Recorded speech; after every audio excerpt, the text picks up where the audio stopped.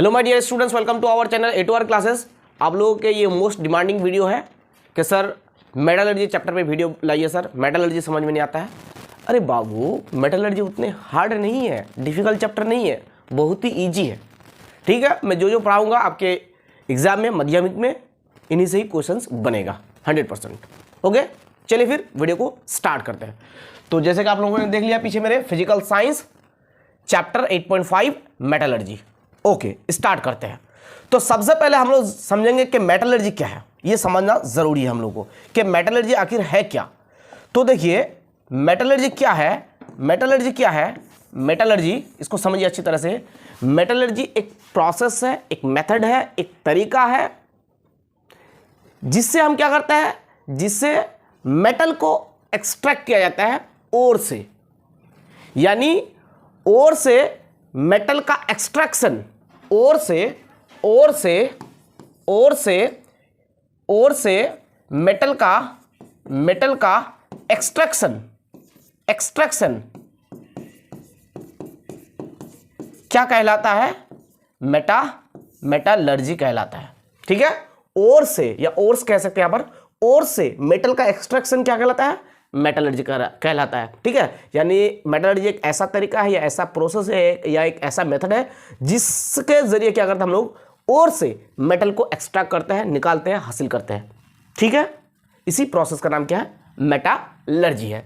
Okay, कोई doubt? No doubt. ठीक है, अब ये ओर्स क्या है, ओर्स और मिनरल्स हमको समझना है, ओर्स एंड मिनरल्स। ठीक है, तो धीरे धीरे सभी चीजों समझेंगे, वीडियो में शुरू से लेकर एंड तक बने रहिएगा। तो इस चैप्टर में हम लोग को बेसिकली क्या पढ़ना है, शुरुआत में जो हमें पढ़ना है, uses of Fe, Zn, Cu, Al and alloy. मतलब क्या, Fe मतलब आयरन आप जानते हैं, Zn zinc, Cu copper and Al aluminium, और अलॉय क्या है ये सारी चीज मैं बताऊंगा, टेंशन मत लीजिए। तो सबसे पहले हम लोग जानना है कि Fe मतलब आयरन, आयरन के कितने टाइप्स है, टाइप्स ऑफ आयरन।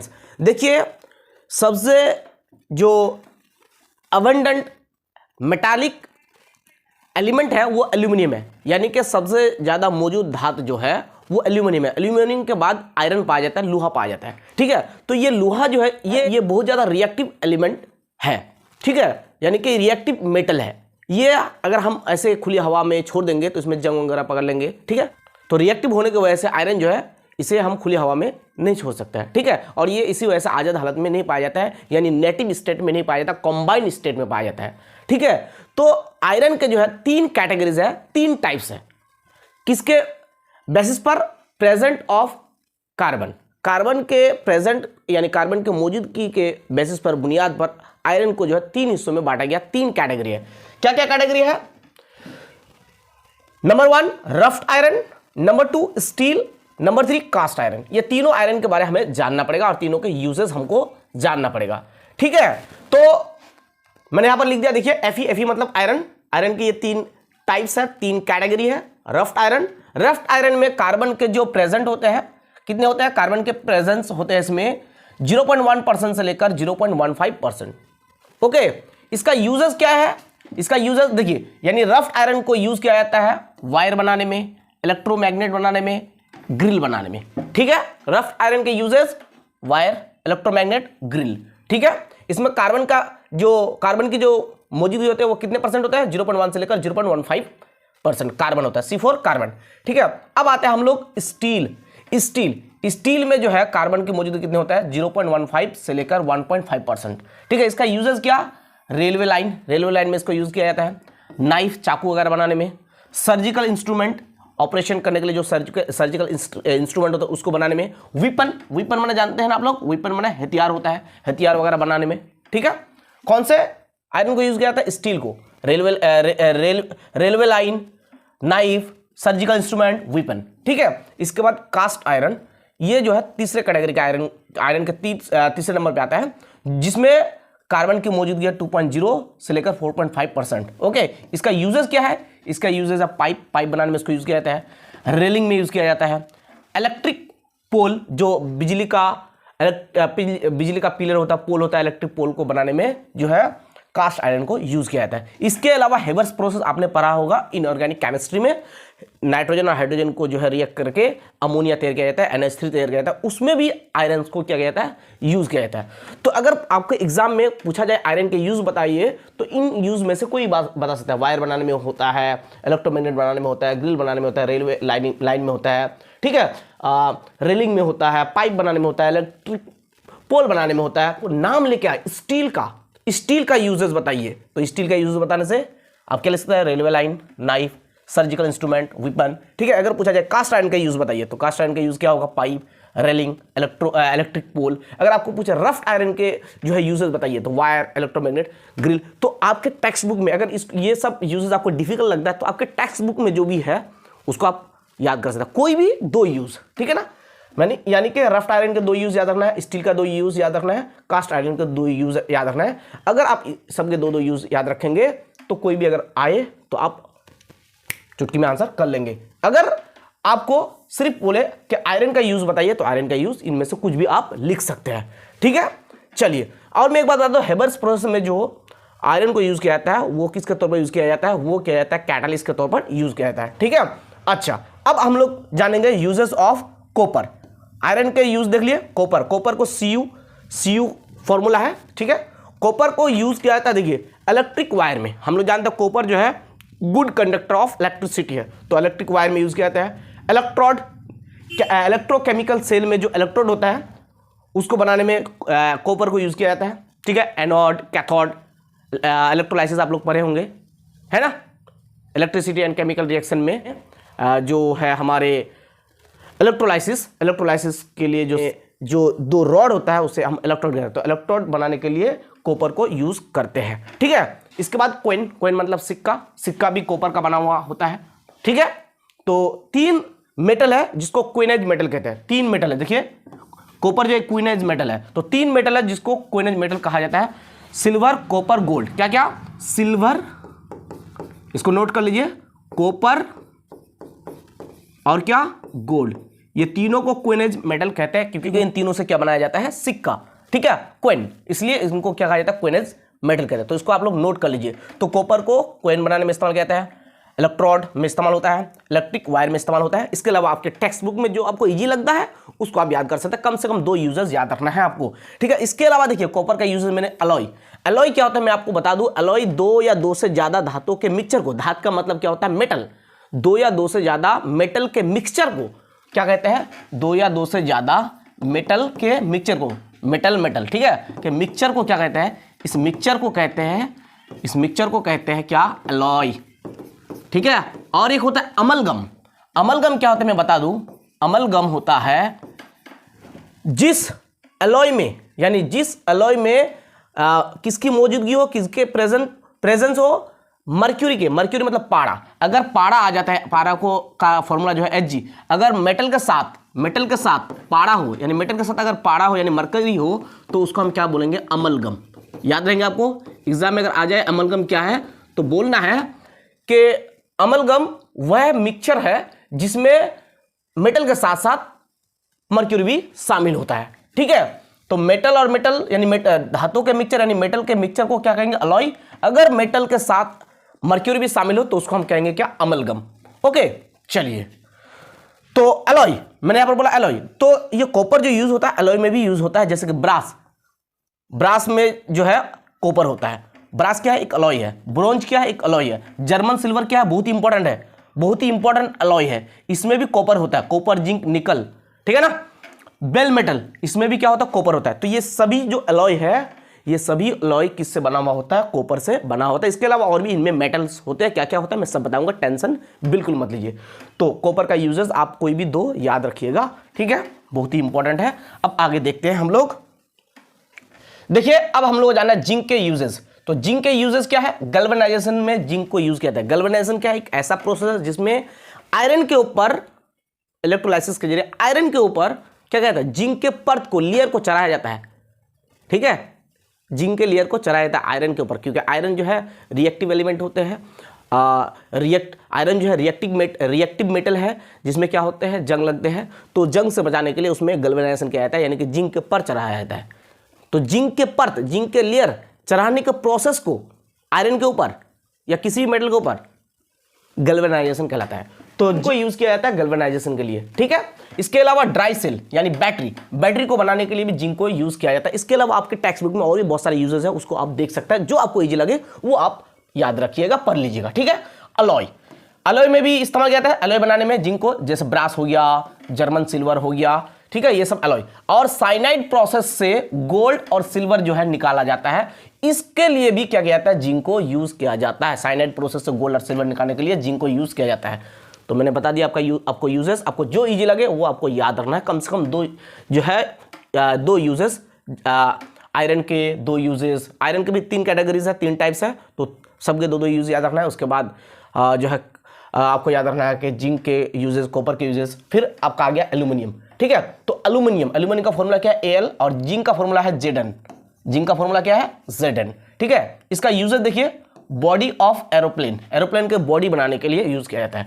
एल्यूमिनियम जो है, एल्यूमिनियम हल्का होता है, इसी वजह से एरोप्लेन के बॉडी बनाने के लिए यूज किया जाता है। मोटर कार्स के बॉडी बनाने के लिए यूज किया जाता है। यूटेंसिल यानी बर्तन बनाने में यूज किया जाता है, ठीक है। इलेक्ट्रिक वायर बनाने के लिए भी एल्यूमिनियम का यूज किया जाता है, क्योंकि एल्यूमिनियम जो होता है ये गुड कंडक्टर होता है, तो इलेक्ट्रिक वायर बनाने में भी यूज किया जाता है। रिड्यूसिंग एजेंट इन लेबोरेटरी में रिड्यूसिंग एजेंट के तौर पर इसको यूज किया जाता है, ठीक है। इसके बाद अलॉय बनाने में भी यूज किया जाता है। कौन सा अलॉय, ड्रोलुमीन और मैग्नीशियम, ये दोनों अलॉय बनाने के लिए भी क्या किया जाता है, एल्यूमिनियम का यूज किया जाता है। एल्यूमिनियम का फॉर्मूला Al, ठीक है। जिंक का फॉर्मूला Zn, कॉपर का फॉर्मूला Cu, आयरन का फॉर्मूला Fe, ठीक है। ये फॉर्मूला आप लोगों को पता होना चाहिए। चलिए अब हम लोग जानेंगे क्या, अब हम लोग जानेंगे अलॉय। मोस्ट इंपॉर्टेंट है अलॉय। तो मैंने आप लोगों को पहले ही बता दिया अलॉय क्या होता है। अलॉय होता है मिक्सचर ऑफ मेटल्स, यानी कि धातुओं का मिक्सचर, क्या कह सकता है, मिक्सचर ऑफ मेटल्स, क्या कहेंगे, एलॉय कहेंगे। धातु के मिक्सचर को यानी मेटल्स के मिक्सचर को क्या कहेंगे, एलॉय कहेंगे। यानी 2 या 2 से ज्यादा धातु के यानी मेटल्स के मिक्सचर को एलॉय कहेंगे। अगर मेटल के साथ साथ मर्क्यूरी है, पारा है, Hg है, Hg अगर साथ में है मेटल के साथ, यानी मेटल प्लस Hg है, तो हम उसको क्या कहेंगे, अमलगम। मैंने पहले बता दिया आप लोगों को, ठीक है, याद रखिएगा अच्छी तरह से। अब अलॉय देखिए, स्टेनलेस स्टील ये क्या है, ये एक अलॉय है। इसके बाद जर्मन सिल्वर, ये भी क्या है, ये एक अलॉय है, ठीक है। इसके बाद और भी है 3 नंबर में क्या, हमारा ड्रोलुमीन, ये सब क्या है, अलॉय है। तो जर्मन सिल्वर स्टेनलेस स्टील जो है ये बहुत ही इंपॉर्टेंट अलॉय है, बहुत ही ज्यादा इंपॉर्टेंट अलॉय है। आज के क्लास से आपको जो है मार्क्स मिलने वाला है, ये कंफर्म है। यहां से क्वेश्चन पूछेगा ही, कंफर्म है, ठीक है। और भी एक चार्ट दिखाऊंगा, यहां से नहीं तो वहां से क्वेश्चन आएगा ही 100%, ठीक है। तो स्टेनलेस स्टील जो है किसका कॉम्पोजिशन है, आयरन, क्रोमियम, निकल, कार्बन, ठीक है। आयरन इसका प्रिंसिपल मेटल है, खास धातु है, खास जो है मेटल है, प्रिंसिपल मेटल आयरन है। आयरन 85% होते हैं, 13 से 14% क्रोमियम होता है, Cr मतलब क्रोमियम, और 0.7% से लेकर 0.7% जो है निकल होता है, 0.3% क्या होता है, कार्बन होता है। तो स्टेनलेस स्टील किसका एलॉय है, किसका एलॉय है, FeCrNiC। तो याद रखिएगा FeCrNiC याद रखिएगा, ठीक है, ओके। तो स्टेनलेस स्टील किसका एलॉय है, FeCrNiC। प्रिंसिपल मेटल कौन है, Fe यानी आयरन, ठीक है। अब इसका यूजेस अगर पूछा जाए स्टेनलेस स्टील का यूजेस क्या है, अगर आप लोगों को पूछा जाए स्टेनलेस स्टील का यूजेस बताइए, तो यूजेस क्या, सर्जिकल इंस्ट्रूमेंट में यूज किया जाता है, ऑपरेशन वगैरह में, हाँ, सर्जिकल इंस्ट्रूमेंट में यूज किया जाता है। किसको, स्टेनलेस स्टील को। यूटेंसिल बर्तन बनाने के लिए यूज किया जाता है, फर्नीचर वगैरह बनाने के लिए इस्तेमाल किया जाता है। ये है स्टेनलेस स्टील के यूजेस। इसके अलावा घड़ी जो पहनते हैं, घड़ी के नीचे जो मेटल है देखिएगा, वो स्टेनलेस स्टील का ही है, ठीक है। तो ये सब यूजेस आप याद रख सकते हैं। और ये कंपोजिशन ज्यादा इंपॉर्टेंट है कि स्टेनलेस स्टील किसका कंपोजिशन है, किसका एलॉय है, FeCrNiC, ठीक है, याद रखिएगा। इसके बाद आता है जर्मन सिल्वर नाम है जर्मन सिल्वर शब्द समझ के ये मत समझना कि इसमें सिल्वर है ना, पुष्पा नाम सुन के फ्लावर मत समझना। तो ये इसी तरह से जर्मन सिल्वर नाम समझ के सिल्वर मत समझना, ठीक है ना, समझ गए ना, हाँ। तो जर्मन सिल्वर किसका एलॉय है, कॉपर जिंक निकल का, copper zinc nickel, German silver copper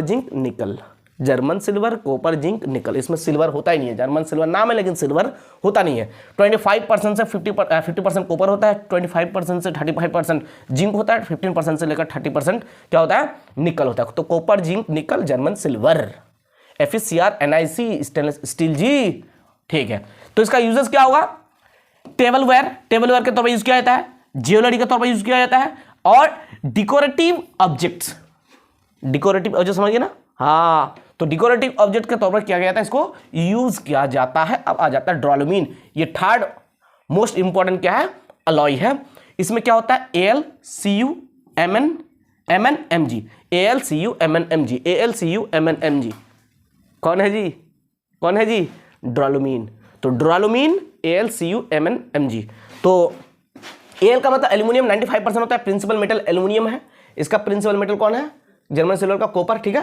तो यहाँ पर प्रिंसिपल मेटल जो है एल्यूमिनियम है, इसमें कॉपर होता है, मैग्नीज होता है, मैग्नीशियम होता है, मैग्नीज होता है। तो AlCuMnMg याद आएगा, ठीक है। इसका इस्तेमाल यूज किया जाता है एरोप्लेन में, में यूज किया जाता है, हेलीकॉप्टर में यूज किया जाता है, प्रेशर कुकर में। तो प्रेशर कुकर बनाने में, एरोप्लेन बनाने में, हेलीकॉप्टर बनाने में इसको यूज किया जाता है, ड्रोलुमीन को यूज किया जाता है, ड्रोलुमीन याद रखिएगा, आएगा एकदम पक्का है, ठीक है।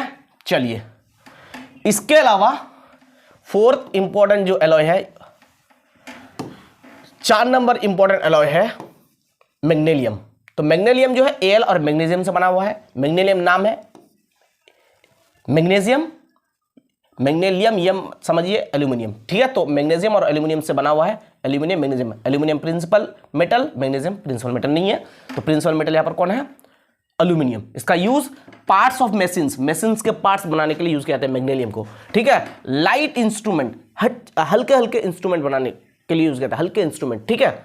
चलिए, इसके बाद इन्वार, ये सब कम यूजेस जो है, कम इंपॉर्टेंट है, लेकिन फिर भी आपको जानना जरूरी है क्योंकि यहां से तो आएगा पक्का, ठीक है। इन्वार जो है किसका एलॉय है? FeNiC, यानी कि आयरन निकल कार्बन का एलॉय है, ठीक है। इसको यूज किया जाता है पेंडोलियम में, ठीक है। पेंडोलियम बनाने में यूज किया जाता है। मेजरिंग इंस्ट्रूमेंट नापने वाले जो इंस्ट्रूमेंट होते हैं, ठीक है, उसको बनाने के लिए यूज किया जाता है। मीटर स्केल बनाने में इस्तेमाल किया जाता है, ठीक है। अब आ जाते हैं हम लोग ब्रास जो है कॉपर और जिंक का अलॉय है, ठीक है। ब्रास किसका अलॉय है? Copper and zinc. ब्रास को यूज किया जाता है वायर बनाने के लिए, स्प्रिंग बनाने के लिए, यूटेंसिल यानी बर्तन बनाने के लिए, हार्डवेयर बनाने के लिए, हार्डवेयर मतलब हार्डवेयर में इस्तेमाल किया जाता है, ठीक है। प्लम्बिंग सब्सटेंसेस जानते होंगे। प्लम्बिंग सब्सटेंसेस में भी किसका यूज किया था? ब्रास का यूज किया जाता है। अब आ जाता है हम लोग ब्रोंज। तो ब्रोंज कॉपर और एसन का मतलब क्या होता है? टीन। इसका अलॉय है कॉपर और टीन का, यानी एसन का, ठीक है। स्टैचू बनाने में यूज किया जाता है ब्रॉन्ज को, कॉइन बनाने में भी यूज किया जाता है ब्रॉन्ज को, यूटेंसिल बनाने के लिए भी यूज किया जाता है ब्रॉन्ज को। इसके बाद गन मेटल, ये भी एक अलॉय है, कॉपर और टीन से बना हुआ होता है और जिंक से बना होता है। कॉपर, टीन और जिंक। एसन का मतलब होता है टिंक, एसन का मतलब क्या होता है? टीन, ठीक है। तो गन मेटल का इस्तेमाल यूज होता है बोट के पार्ट्स बनाने के लिए, ज्वेलरी के तौर पर भी यूज किया जाता है, ज्वेलरी बनाने के लिए, ठीक है। स्टैचूज बनाने के लिए भी गन मेटल का यूज किया जाता है। तो मैं एक बार आप लोगों को इसको छोटा करके दिखा देता हूं, आप ले सकते हैं फटाफट से प्यारा सा स्क्रीन शॉट। एक मिनट रुकिए। चलिए, अब स्क्रीन शॉट ले लीजिए फटाफट से, ठीक है। तो स्क्रीन शॉट ले लिए। चलिए, अब हम लोग आ जाता है ओर में। तो ओर और मिनरल्स जानना जरूरी है। तो सबसे पहले जानेंगे मिनरल, फिर जानेंगे हम लोग क्या? ओर। आइए समझते हैं मिनरल क्या होता है, फिर समझेंगे हम लोग क्या कि ओर क्या होता है, ठीक है। चलिए प्यारे बच्चों, मिनरल और ओर को समझते हैं। तो मिनरल्स क्या होता है? अर्थ क्रस्ट के मिनरल्स ऐसे मेटल्स होते हैं, यानी मादे होते हैं जो अर्थ क्रस्ट के नीचे, ठीक है, पाए जाते हैं, जिसमें मेटल के साथ साथ इंप्यूरिटीज भी शामिल होते हैं। क्या बोला? मैं एक बार रिपीट कर दूं। मिनरल्स ऐसे मेटल्स है, यानी ऐसे मादे हैं जो अर्थ क्रस्ट में या अर्थ क्रस्ट के नीचे पाए जाते हैं, जिसमें मेटल के साथ साथ इंप्यूरिटीज भी होते हैं। मेटल के साथ साथ क्या होता है? मेटल के साथ साथ इंप्यूरिटीज होते हैं, इंप्यूरिटीज, ठीक है। उसको हम क्या कहेंगे? मिनरल्स कहेंगे। क्या कहेंगे? मिनरल्स कहेंगे। अब और क्या है? और को उर्दू में कहा जाता है कच्चा धात, ठीक है। तो और क्या है? मिनरल्स को कहा जाता है मादनियात, इसको कहेंगे हम क्या? कच्चा धात। तो और क्या है? ओर्स, ऐसा लगा देता हूं, ओर्स वह मिनरल्स है जिससे आसानी से और कम खर्च में, यानी चीपली और क्या इजीली, चीपली एंड इजीली, यानी कि ओर्स वह मिनरल्स है जिससे आसानी से और कम खर्च में क्या कर सकते हैं, मेटल को एक्सट्रैक्ट कर सकते हैं। मेटल को क्या कर सकते हैं, मेटल मतलब धात, मेटल को क्या कर सकते हैं, एक्सट्रैक्ट कर सकते हैं। एक्सट्रैक्ट करना मतलब निकालना, एक्सट्रैक्ट कर सकते हैं, उसे हम क्या कहेंगे, उसे हम ओर्स कहेंगे। तो ओर्स वो मिनरल्स होते हैं जिससे आसानी से यानी इजीली एंड चीपली क्या करता है, चीपली यानी आसानी से और कम खर्च में, ठीक है, मेटल को क्या कर सकता है, एक्सट्रैक्ट कर सकता है, उसे हम क्या कहेंगे, ओर्स कहेंगे। समझ में आ गया। तो ओर्स क्या है, एक तरह का मिनरल्स ही है। ओर्स वो मिनरल्स होते हैं जिनसे आसानी से और सस्ते में यानी कम खर्च में मेटल को हम लोग एक्सट्रैक्ट कर सकते हैं, ठीक है। जैसे क्या हो जाएगा, जैसे बॉक्साइट हो जाएगा, ठीक है, क्या हो जाएगा, बॉक्साइट हो जाएगा, ठीक है, बॉक्साइट हो जाएगा, ठीक है। बॉक्साइट क्या है, एक ओर है। जैसे क्या हो जाएगा, रेड हेमाटाइट हो जाएगा, ठीक है, रेड हेमाटाइट हो जाएगा, ठीक है। तो ये सब क्या है, ये सब ओर्स है, ये सब क्या है, ओर्स है। ओर्स, फिर से एक बार मैं रिपीट कर रहा हूं, ओर्स वो मिनरल्स है जिनसे आसानी से और कम खर्च में मेटल को एक्स्ट्रा किया जाता है यानी निकाला जाता है, उसे हम क्या कहेंगे, ओर्स कहेंगे। तो जितने भी ओर्स है सब मिनरल्स हैं, ठीक है, लेकिन जितने मिनरल्स है सब ओर्स नहीं है, क्योंकि सब मिनरल्स से आसानी से चीपली एंड इजीली जो है मेटल को एक्सट्रैक्ट नहीं किया जाता है। जिन मिनरल से आसानी से और कम खर्च में मेटल को एक्सट्रैक्ट किया जाएगा उसी को ही ओर कहेंगे। जिन मिनरल से आसानी से कम खर्च में मुनाफाबख्श तरीके से, ठीक है, क्या किया जाए, मेटल को एक्सट्रैक्ट किया जाए उसे हम ओर कहेंगे। लेकिन जिनसे आसानी से और कम खर्च में नहीं निकाला जाए मेटल को, उसे हम ओर नहीं कहेंगे, वो सिर्फ मिनरल ही रहेगा, ठीक है। तो इसीलिए कहा जाता है all ores are minerals but all minerals are, बताइए क्या होगा, आर नॉट ओर्स, ठीक है। जितने भी ओर्स है सब के सब क्या है, सब के सब मिनरल्स है, लेकिन जितने भी मिनरल्स है वो सब के सब ओर्स नहीं है, ठीक है। फिर से बोल रहा हूं, ओर्स क्या होता है, वो मिनरल्स होता है जिससे आसानी से और कम खर्च में मेटल को क्या किया जाता है, निकाला जाता है, उसे हम ओर कहेंगे। लेकिन जिससे आसानी से और कम खर्च में निकाला ना जाए उसे ओर नहीं कहेंगे। तो जैसे कौन ओर नहीं होगा, चाइना कले, इसको हम कले भी कहने से चलेगा। चाइना कले जो है ये ओर नहीं है, ये मिनरल है, क्योंकि इससे आसानी से जो है और कम खर्च में हम लोग मेटल को एक्सट्रैक्ट नहीं कर सकते। जिस मिनरल से आसानी से और कम खर्च में मेटल को एक्सट्रैक्ट कर सकता है वो क्या कहलाएगा, वो कहलाएगा ओर। जैसे कि हेमाटाइट ओर है, मैग्नेटाइट ओर है, साइडराइट ओर है, ठीक है, बॉक्साइट ओर है, देखिए जिंक ब्लेंड ओर है, क्लेमाइन ओर है, जिंक साइट ओर है, ये सब क्या है, ओर है, ठीक है। तो ओर और मिनरल के बीच में जो आप लोग का जो क्या मिसकंसेप्शन था, तो मेरे हिसाब से क्लियर हो गया होगा। चलिए आगे चलते हैं। कुछ इंपॉर्टेंट ओर्स है फॉर्मूला के साथ, जैसे कि हेमाटाइट का फॉर्मूला Fe2O3, इसको रेड हेमाटाइट भी हम कह सकते हैं, ठीक है, Fe2O3। मैग्नेटाइट का फॉर्मूला Fe3O4, फॉर्मूला याद रखिएगा, आता है, ठीक है। इसके बाद साइडराइट FeCO3, इसके बाद आयरन पायराइट्स FeS, ठीक है। इससे कौन से मेटल को एक्स्ट्रा किया था, ये सब के सब क्या है, ओर है। किसका ओर है, आयरन का ओर है। किसका ओर है बोलिए, आयरन का ओर है, इससे आयरन निकाला जाता है, ठीक है। अगर पूछा जाए कि हेमाटाइट किसका ओर है तो आयरन का ओर है, मैग्नेटाइट किसका ओर है, आयरन का ओर है, ठीक है। अगर पूछा जाए हेमाटाइट का फॉर्मूला Fe2O3, मैग्नेटाइट का फॉर्मूला Fe3O4, ठीक है, इससे आयरन निकाला जाता है, आयरन का ओर है, ठीक है। अब हम लोग पढ़ेंगे जो है ये कॉपर का ओर है, ठीक है। तो कॉपर का ओर, कॉपर पायराइट्स, फॉर्मूला आता है एग्जाम में, बहुत इंपॉर्टेंट है, Cu2S.Fe2S2, ठीक है। इसको क्या कहते हैं, देखिए चैल्को पायराइट्स। तो ये किसका ओर है, कॉपर का ओर है। एग्जाम में पूछा जाएगा कॉपर पायराइट किसका ओर है, कॉपर का है। हेमाटाइट नाम से देखिए पता नहीं चल रहा है, हेमाटाइट आयरन का ओर है, मैग्नेटाइट आयरन का ओर है, ठीक है।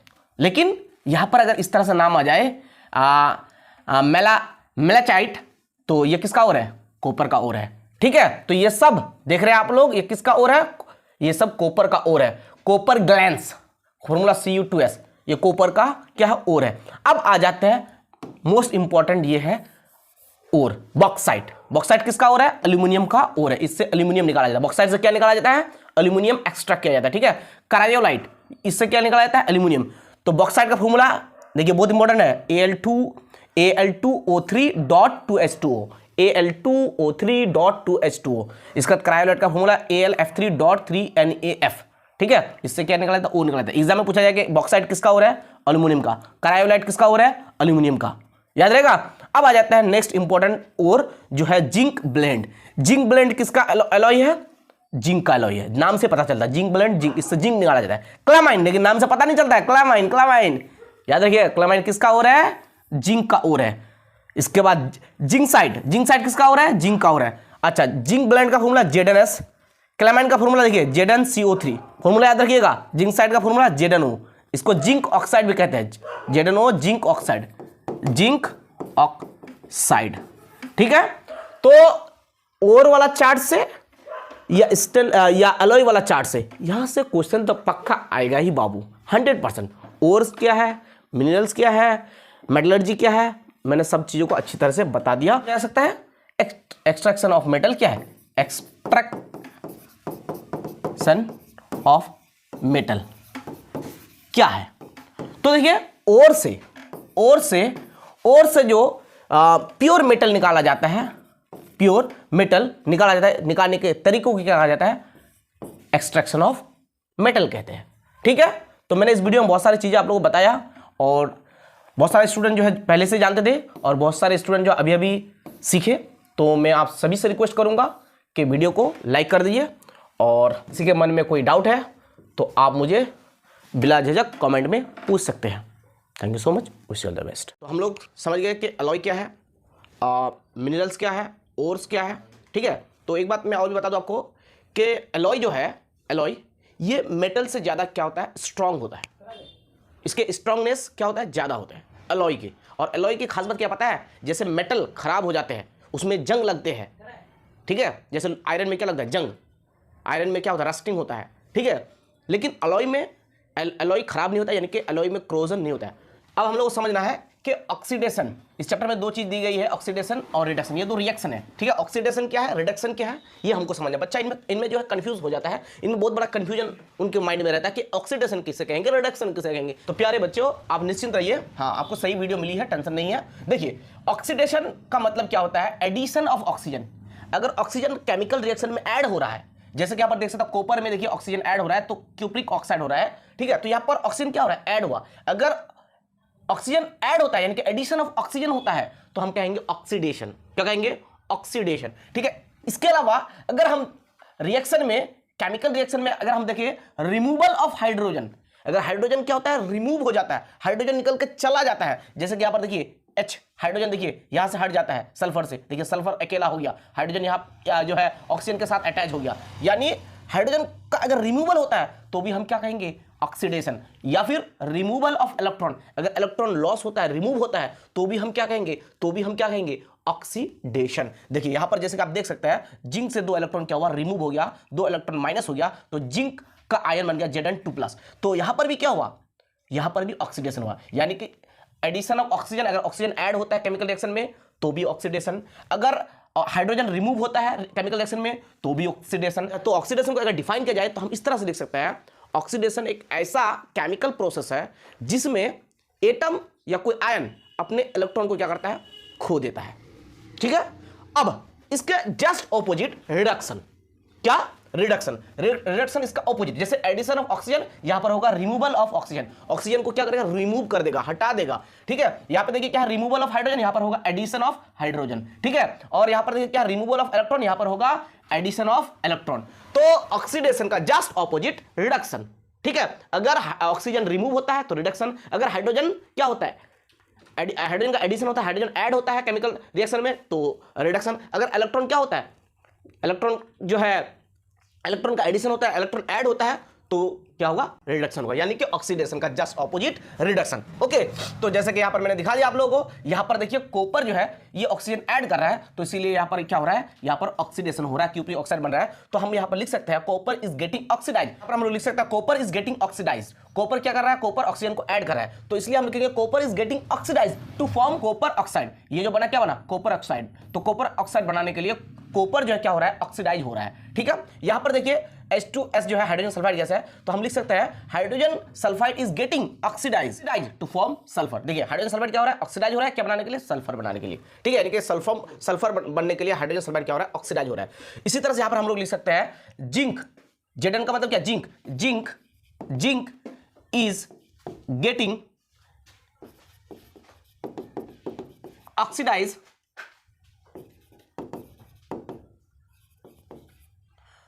टू फॉर्म, बोले टू फॉर्म क्या होगा, जिंक आयन। ये जिंक आयन है, जिंक आयन। क्लियर।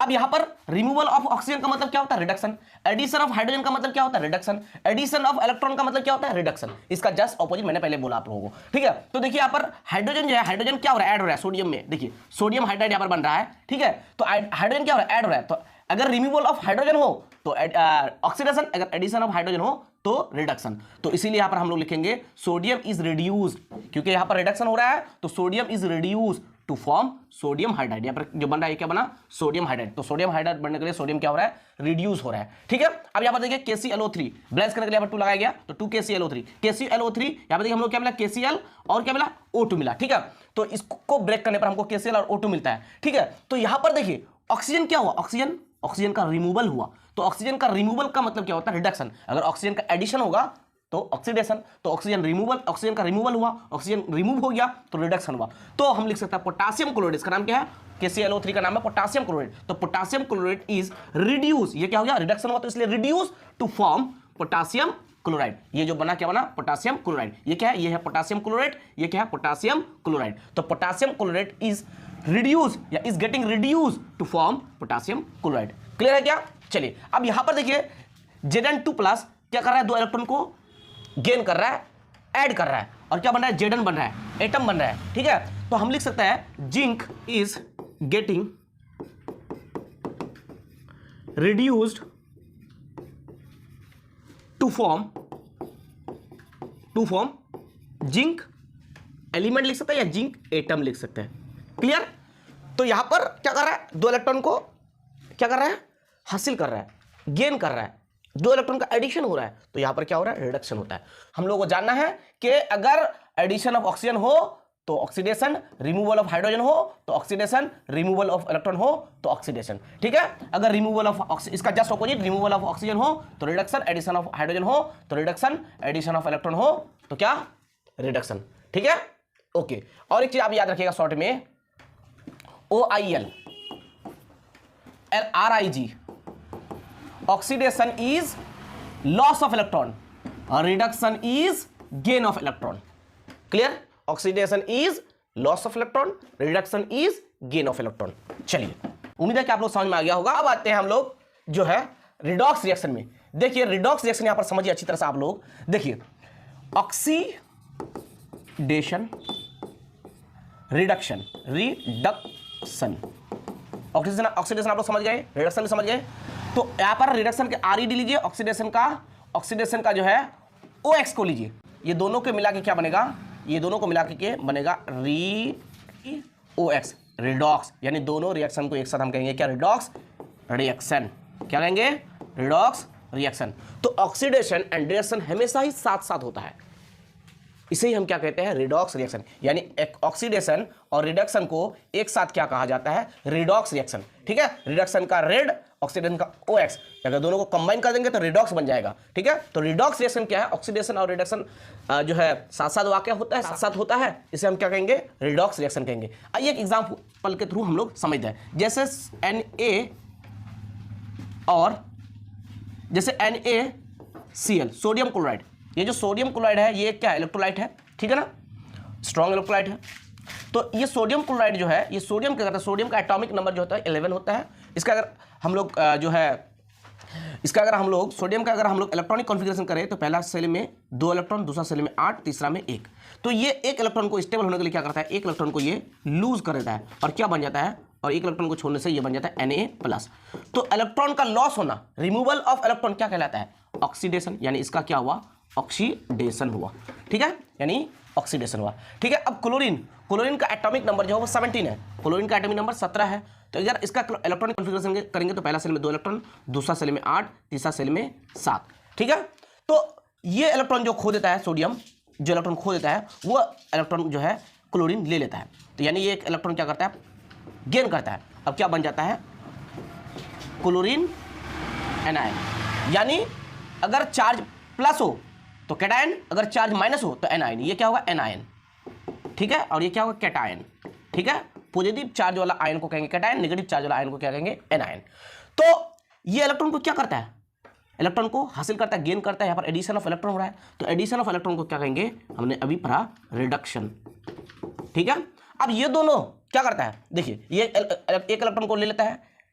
ठीक है, जो इलेक्ट्रॉन सोडियम जो है लूज करता है, छोड़ देता है, उस इलेक्ट्रॉन को क्लोरीन ले लेता है। ठीक है, सोडियम स्टेबल हो जाता है, क्लोरीन भी स्टेबल हो जाता है। स्टेबल होने के लिए लूज करता है, क्योंकि आखिरी सेल में जो है 8 इलेक्ट्रॉन चाहिए। ठीक है, स्टेबल होने के लिए। तो अब इसमें भी क्या, कितने इलेक्ट्रॉन हो जाएंगे, 8, और इसमें ये इलेक्ट्रॉन इसको दे देगा, तो यहाँ पर क्या बचेगा, 8 बचेगा। ठीक है, तो अब यहाँ पर चार्ज हो गया पॉजिटिव, यहाँ पर चार्ज हो गया नेगेटिव। तो ये दोनों चार्ज जो ऑपोजिट चार्ज होने की वजह से क्या करता है, एक दूसरे को अट्रैक्ट करता है और बनता है NaCl। तो इसका मतलब क्या, यहाँ पर Na में क्या हुआ, यानी कि Na में क्या हुआ, ऑक्सीडेशन हुआ, क्लोरीन में क्या हुआ, रिडक्शन हुआ। तो हम लोग देखते हैं कि हर वक्त हम लोग यहाँ पर देख पा रहे हैं कि हमेशा, यहाँ पर नहीं सिर्फ हमेशा ही ऑक्सीडेशन एंड रिडक्शन एक साथ होता है। ठीक है, तो ऑक्सीडेशन और रिडक्शन क्या होता है, एक साथ होता है, और इसे हम क्या कहेंगे, रिडॉक्स रिएक्शन कहेंगे। तो यहाँ पर सोडियम क्लोराइड में क्या होता है, ऑक्सीडेशन रिडक्शन दोनों होता है। जैसे MgO, इसमें भी क्या है, इसमें भी ऑक्सीडेशन रिडक्शन साथ साथ होता है। ये 2 इलेक्ट्रॉन को रिलीज करता है, ऑक्सीजन 2 इलेक्ट्रॉन को करता है, लेता है। ठीक है, तो यहाँ पर भी जो है 2 ऑपोजिट चार्ज हो जाता है। ठीक है, इसका प्लस, इसका माइनस, और ये एक दूसरे को अट्रैक्ट करके क्या करता है, एक दूसरे को अटैक करता है, अटैक करके बनाता है क्या, MgO बनाता है, जो कि इलेक्ट्रोवैलेंट बॉन्ड के जरिए जुड़ता है। ठीक है, यहाँ पर भी इलेक्ट्रोवैलेंट बॉन्ड से जुड़ता है और NaCl बनाता है। ठीक है, तो इसका मतलब क्या हुआ, इसका मतलब यहाँ पर भी क्या हुआ, यहाँ पर भी ऑक्सीडेशन एंड रिडक्शन हुआ। मैग्नीशियम का हुआ ऑक्सीडेशन, ऑक्सीजन का क्या होता है, रिडक्शन। ठीक है, चलिए, तो उम्मीद है कि आप लोगों ने ऑक्सीडेशन और रिडक्शन समझ गया होगा। और यहाँ पर आप लोग देखिए और भी एग्जाम्पल यहाँ पर मैंने लिया है। देखिए यहाँ पर CuO। ठीक है, देखिए यहां से ऑक्सीजन क्या हो रहा है, रिमूवल हो रहा है। ऑक्सीजन का क्या हो रहा है, रिमूवल हो रहा है। तो ऑक्सीजन का रिमूवल क्या कहलाता है, ऑक्सीजन का रिमूवल कहलाता है रिडक्शन। यानी यहां पे हुआ क्या, रिडक्शन। ठीक है, अच्छा देखिए H2 में क्या हुआ, ऑक्सीजन ऐड हुआ। देखिए ऑक्सीजन का एडिशन ऑफ ऑक्सीजन क्या कहलाता है, ऑक्सीडेशन। एडिशन ऑफ ऑक्सीजन क्या कहलाएगा, ऑक्सीडेशन। ठीक है, तो यहां पर ऑक्सीडेशन हुआ और यहां पे इसका क्या हुआ, रिडक्शन हुआ। तो हम लोग देखें कि ऑक्सीडेशन और रिडक्शन क्या होता है, साथ साथ होता है। ठीक है, अच्छा यहां पर देखिए O2 है ना, ये O2 देखिए हट गया, देख रहे हैं MnO2 था, देखिए Mn के साथ अभी क्या आ गया, यहाँ पर क्लोरीन Cl2 आ गया। ठीक है, तो यहाँ पर ऑक्सीजन का क्या हुआ, रिमूवल हुआ। तो ऑक्सीजन का रिमूवल क्या होता है, ऑक्सीजन का एडिशन होता है ऑक्सीडेशन, लेकिन ऑक्सीजन का रिमूवल क्या कहलाता है, रिडक्शन। तो यहाँ पर क्या हुआ, रिडक्शन। क्या हुआ, रिडक्शन। तो इसको हम कहेंगे रिडक्शन। अच्छा, अब यहाँ पर देखिए हाइड्रोजन क्लोराइड जो है, हाइड्रोजन क्लोराइड, यहाँ पर हाइड्रोजन का क्या होता है, हाइड्रोजन का रिमूवल होता है। तो हाइड्रोजन का अगर रिमूवल हो, हाइड्रोजन क्या हुआ, देखिए हाइड्रोजन हट जाता है ना, तो हाइड्रोजन का क्या हुआ, रिमूवल हुआ। तो हाइड्रोजन का अगर रिमूवल हो तो क्या होगा, बोलिए, ऑक्सीडेशन होगा। क्या होगा, ऑक्सीडेशन। ऑक्सीडेशन। तो हम लोग देख पा रहे हैं कि ऑक्सीडेशन एंड रिडक्शन क्या होता है, साथ साथ होता है। ठीक है, तो याद रखिएगा, अगर एडिशन ऑफ ऑक्सीजन हो तो ऑक्सीडेशन, अगर रिमूवल ऑफ हाइड्रोजन हो तो ऑक्सीडेशन, अगर रिमूवल ऑफ हाइड्रोजन हो तो ऑक्सीडेशन, अगर रिमूवल क्या हो, रिमूवल ऑफ इलेक्ट्रॉन हो तो भी ऑक्सीडेशन, और अगर रिमूवल ऑफ O2 हो तो क्या, रिडक्शन। अगर एडिशन ऑफ हाइड्रोजन हो तो रिडक्शन, अगर बोलिए फटाफट, अगर एडिशन ऑफ इलेक्ट्रॉन हो तो रिडक्शन। तो रिडक्शन में ये होता है, ऑक्सीडेशन में ये होता है। क्लियर है क्या, ये चैप्टर का नाम क्या है, मेटलर्जी। तो हम लोग क्या करते हैं, मेटल को एक्सट्रैक्ट करते हैं, मेटल को निकालते हैं, जिसे हम एक्सट्रैक्शन ऑफ मेटल या मेटल एक्सट्रैक्शन कहेंगे। ठीक है, मेटल एक्सट्रैक्शन। तो हम लोगों को इस चैप्टर में 2 तरीका दिया गया है कि मेटल को किस तरीके से हम लोग एक्सट्रैक्ट कर सकते हैं, निकाल सकते हैं उनके ओर से। ठीक है, तो एक तरीका का नाम है, जो एक तरीका है जिससे हम निकालते हैं वो है इलेक्ट्रोलाइटिक रिडक्शन। मैंने यहाँ पे लिखा है बाय इलेक्ट्रोलाइटिक रिडक्शन, यानी बाय इलेक्ट्रोलाइटिक रिडक्शन से, यानी इलेक्ट्रोलाइटिक रिडक्शन के जरिए हम लोग मेटल को क्या कर सकते हैं, एक्सट्रैक्ट कर सकते हैं।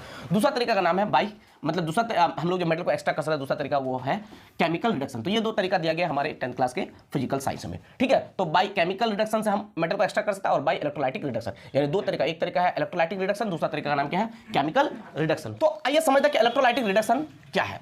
तो देखिए हम लोग जानते हैं हमारे पास मान लीजिए कि सोडियम क्लोराइड है, तो हम लोग इलेक्ट्रोलाइसिस में यानी कि electricity and chemical reaction chapter में हम लोगों ने पढ़ा है क्या कि अगर हम सोडियम क्लोराइड को अलग करें, यानी सोडियम को अलग करें और क्लोरीन को अलग करें, तो इसका मोल्टन स्टेट लेना पड़ेगा। इसका मोल्टन स्टेट, सोडियम क्लोराइड का मोल्टन स्टेट लेना होगा, सोडियम क्लोराइड का मोल्टन स्टेट लेना होगा, और यहाँ पर हमको लेना पड़ेगा, यहाँ पर एक होगा एनोड और एक होगा क्या, कैथोड, और इसको हम क्या करेंगे, बैटरी से कनेक्ट कर देंगे, ठीक है, बैटरी से कनेक्ट कर देंगे। यहाँ पर सोडियम क्लोराइड लेंगे, तो सोडियम क्लोराइड लेने से सोडियम आयन मिलेगा हम लोगों को और क्लोरीन आयन मिलेगा।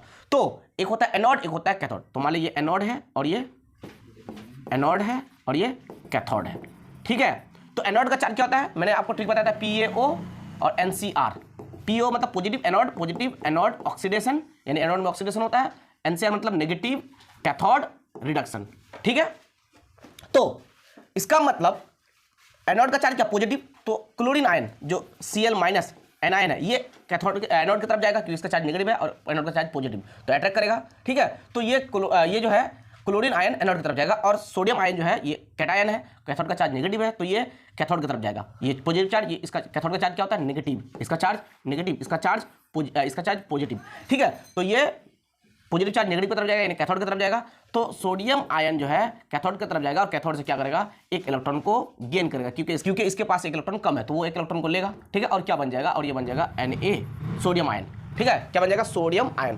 तो यहां पर हम लोग क्या देख रहे हैं, जो सोडियम क्लोराइड था, सोडियम क्लोराइड का जो सॉल्यूशन है, तो हमको यहाँ पर कैथोड में क्या मिल रहा है, सोडियम मिल रहा है। सोडियम क्या है, एक मेटल है, बोले क्या है, एक मेटल। इस तरह से हम लोग क्या कर सकते हैं, मेटल को एक्सट्रैक्ट कर सकते हैं। इस प्रोसेस को हम कह सकते हैं इलेक्ट्रोलाइटिक रिडक्शन। तो यहाँ पर एक तरह का रिडक्शन हुआ। क्यों रिडक्शन हुआ, क्योंकि कैथोड में क्या होता है, रिडक्शन, क्योंकि एडिशन ऑफ इलेक्ट्रॉन क्या कहलाता है, रिडक्शन। तो यहां पर क्या हुआ, रिडक्शन हुआ, क्या हुआ बोलिए, रिडक्शन हुआ, क्या हुआ, रिडक्शन। तो इसलिए क्योंकि इलेक्ट्रोलाइसिस के प्रोसेस से रिडक्शन हुआ, मतलब इलेक्ट्रोलाइसिस रिडक्शन करा करके जो हम लोग मेटल को एक्सट्रैक्ट किए, सोडियम को एक्सट्रैक्ट किए, तो इसीलिए इसका नाम हो गया इलेक्ट्रोलाइटिक रिडक्शन प्रोसेस का नाम। क्लियर है क्या। और इस एनोड में क्या आ जाएगा, क्लोरीन आयन आ जाएगा, इसमें एक इलेक्ट्रॉन ज्यादा होता है, तो ये एक इलेक्ट्रॉन क्या करता है, लूज करता है, ठीक है। और लूज करके यहाँ पर क्या बन जाता है, क्लोरीन बन जाता है। जो इलेक्ट्रॉन इसको देता है वही इलेक्ट्रॉन बैटरी से होता हुआ कैथोड में आता है, उस कैथोड से जो है वो इलेक्ट्रॉन सोडियम जो है ले लेता है और हमको मिलता है सोडियम मेटल। तो हम क्या किए, सोडियम मेटल को एक्सट्रैक्ट कर लिए, ठीक है। तो इलेक्ट्रोलाइटिक रिडक्शन के जरिए हम लोग क्या किए, सोडियम मेटल को एक्सट्रैक्ट किए। तो मेटल को हम लोग एक्सट्रैक्ट कर सकते हैं इलेक्ट्रोलाइटिक रिडक्शन से और केमिकल रिडक्शन से भी कर सकते हैं। इसके अलावा और भी बहुत सारे तरीके हैं, लेकिन हमारे क्लास 10 में मेंशन नहीं किया गया, उसके बारे में जिक्र नहीं है, डिस्कस नहीं किया गया, ठीक है। उम्मीद है कि आप लोग ये समझ में आ गया होगा बहुत अच्छे तरीके से, ठीक है। इसी तरह से MgO जो है, यहाँ से भी हम लोग मैग्नीशियम और ऑक्सीजन को अलग कर सकते हैं, यानी कि मैग्नीशियम को एक्सट्रैक्ट कर सकते हैं, ठीक है। CuO यहाँ से भी हम लोग क्या कर सकते हैं, इसको भी जो है इलेक्ट्रोलाइटिक रिडक्शन के जरिए, इसको भी इलेक्ट्रोलाइटिक रिडक्शन के जरिए हम लोग मेटल को क्या कर सकते हैं, एक्सट्रैक्ट कर सकते हैं। मैग्नीशियम को एक्सट्रैक्ट कर सकते हैं, कॉपर को एक्सट्रैक्ट कर सकते हैं। एक्सट्रैक्ट करने का मतलब हासिल करना, निकालना, ठीक है। उम्मीद है आप लोगों को बहुत ही अच्छे से समझ में आ गया होगा। अब हम लोग समझेंगे दूसरा तरीका, जो कि हमारा क्या है, जो कि हमारा है केमिकल रिडक्शन। क्या बोलिए, केमिकल रिडक्शन।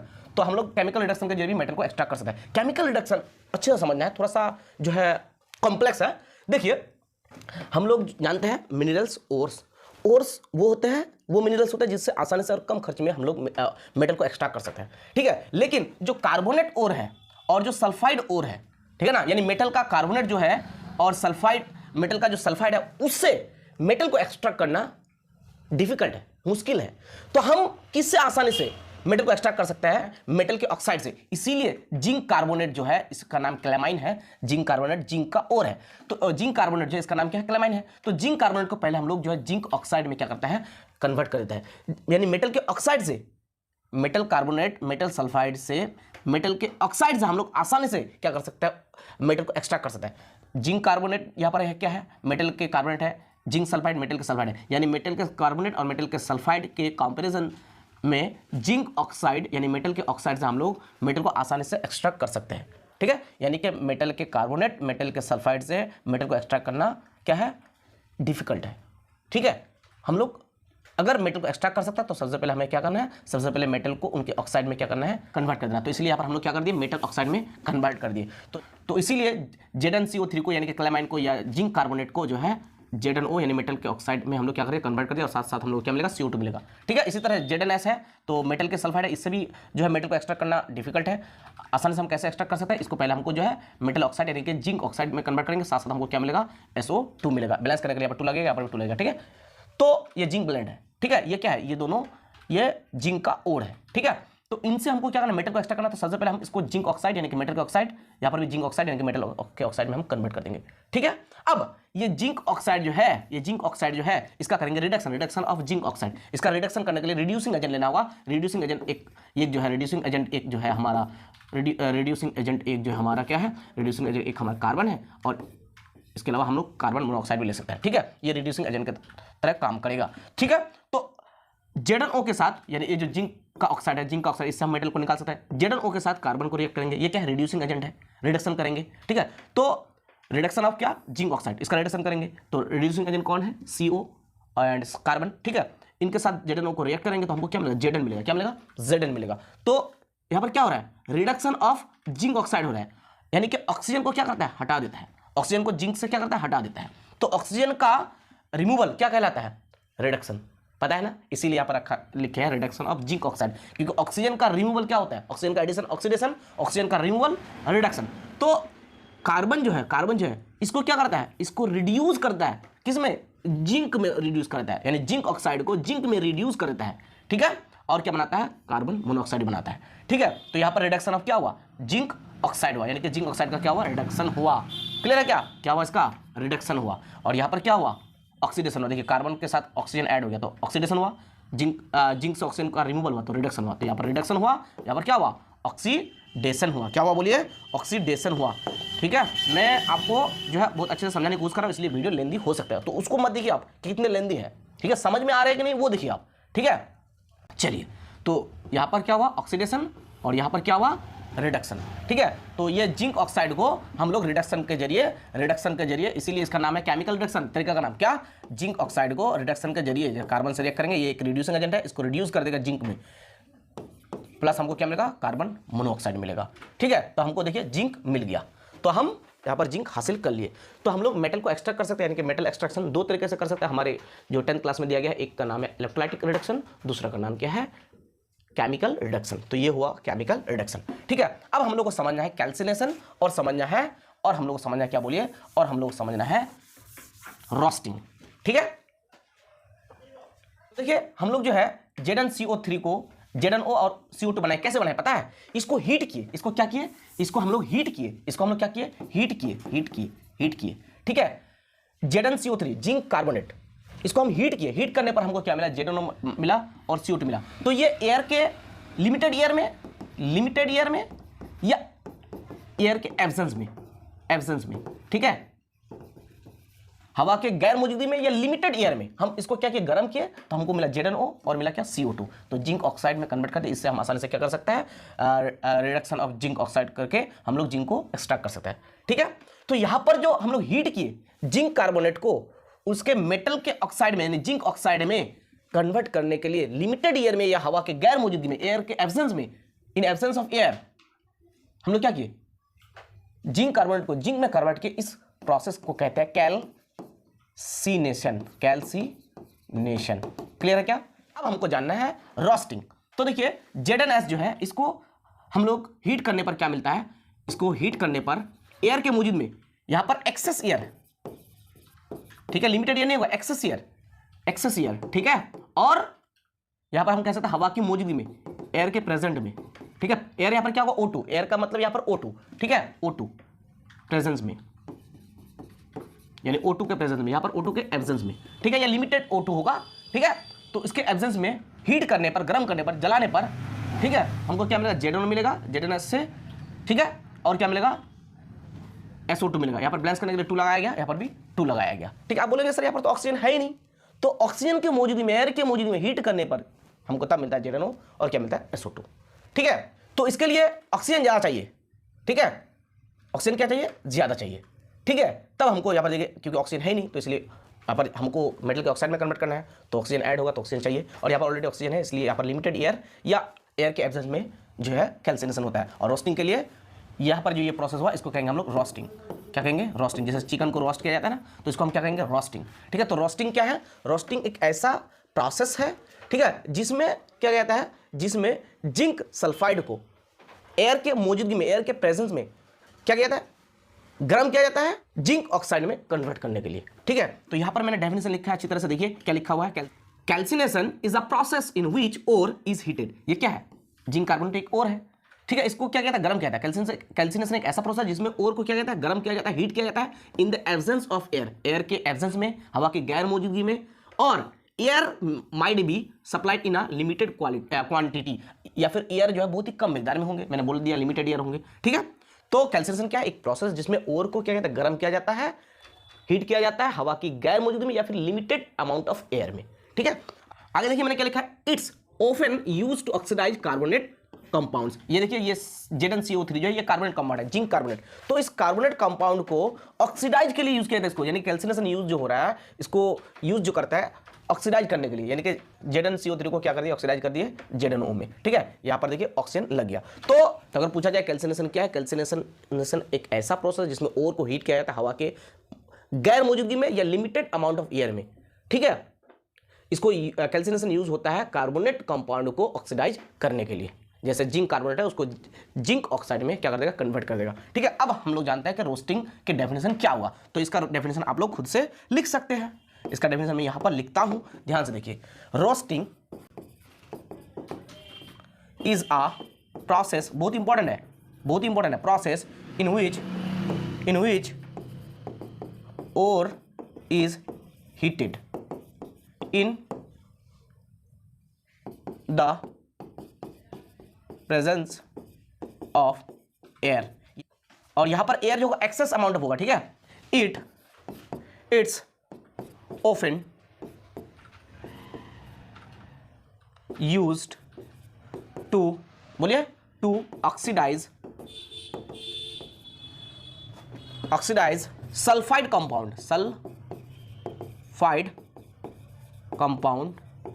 कंपाउंड्स। ओके, तो रोस्टिंग क्या है, रोस्टिंग एक ऐसा प्रोसेस है जिसमें ओर को क्या कहता है, हीट किया जाता है। ठीक है, हवा के क्या मौजूद में, in the presence of air. ठीक है, it's often use to oxidize sulphide compound. तो जो सल्फाइड कंपाउंड होगा, सल्फाइड कंपाउंड अगर है तो उसका होगा रोस्टिंग।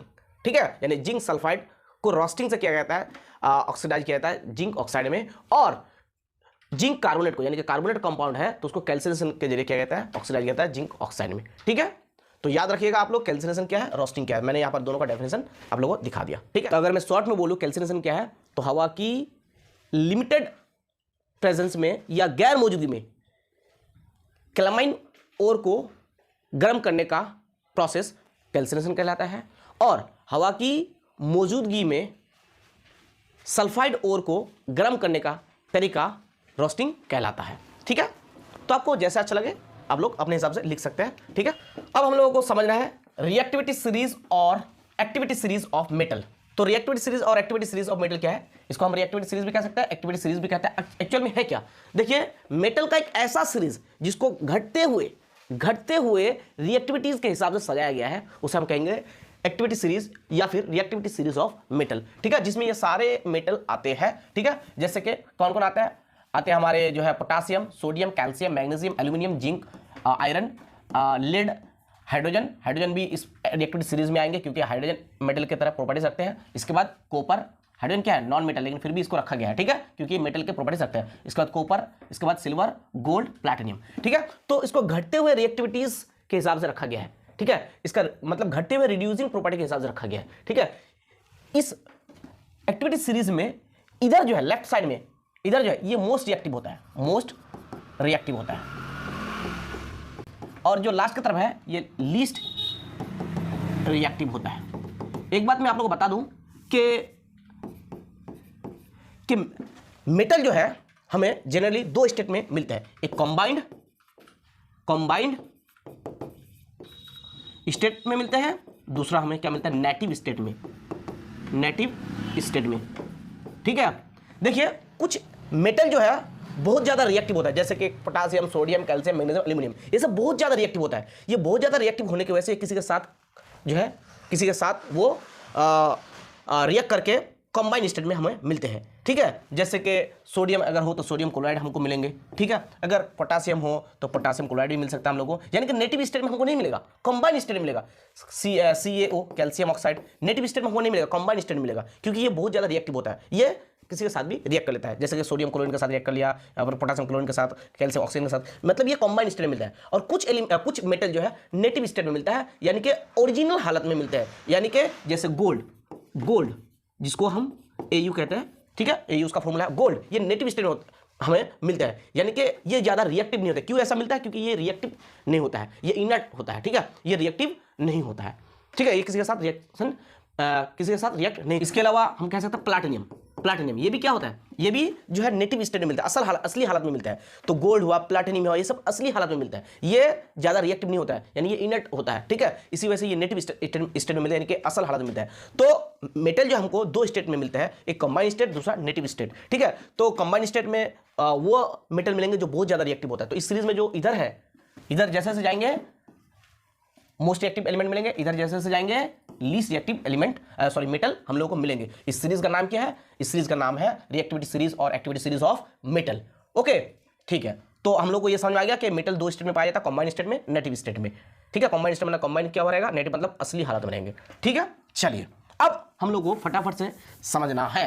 तो रिएक्टिविटी सीरीज देखिए, रिएक्टिविटी सीरीज को आप याद कैसे रखिएगा, काशिफ, नाथ का, माली, आलू, जड़ा, फीके, पकाते हैं। कौन है, यहाँ पर है का मतलब कुछ भी नहीं होगा, कौन है, आगे आओ प्लीज। इसको आप लोग एक बार याद रख लीजिए, काशिफ, नाथ का, माली, आलू, जड़ा, फीके, पकाते, कौन है, आगे आओ प्लीज। अब यहाँ पर जो ये सीरीज है, क्वेश्चन इस तरह से आता है, मान लिया कि ये चारों एलिमेंट, ये चारों मेटल दे दिया गया, ये चार मेटल, पूछा जाता है कि इनमें से कौन ज्यादा रिएक्टिव होता है, इनमें से कौन ज्यादा रिएक्टिव है। तो आप ये सीरीज याद रखिए, काशिफ, नाथ का, माली, आलू, जड़ा, फीके, पकाते हैं। तो काशिफ, नाथ, अगर ये चारों है तो चारों में से ये आपका जो है ज्यादा रिएक्टिव है और ये सबसे कम रिएक्टिव है। कभी पूछा जाता है कौन सबसे ज्यादा रिएक्टिव है, कौन सबसे कम रिएक्टिव है। इसके अलावा यहाँ पर क्या क्वेश्चन पूछा जाता है, इसके अलावा यहाँ पर इस तरह से क्वेश्चन आता है कि रिएक्टिविटी सीरीज ऑफ मेटल या metal activity series of metal से रिएक्टिविटी सीरीज ऑफ मेटल में एक ऐसा एलिमेंट का नाम बताओ जो नॉन मेटल है। तो हाइड्रोजन क्या है, नॉन मेटल है, ठीक है। क्यों इसको यहाँ पर रखा है, क्योंकि ये मेटल के अंदर प्रॉपर्टीज रखते हैं, ठीक है।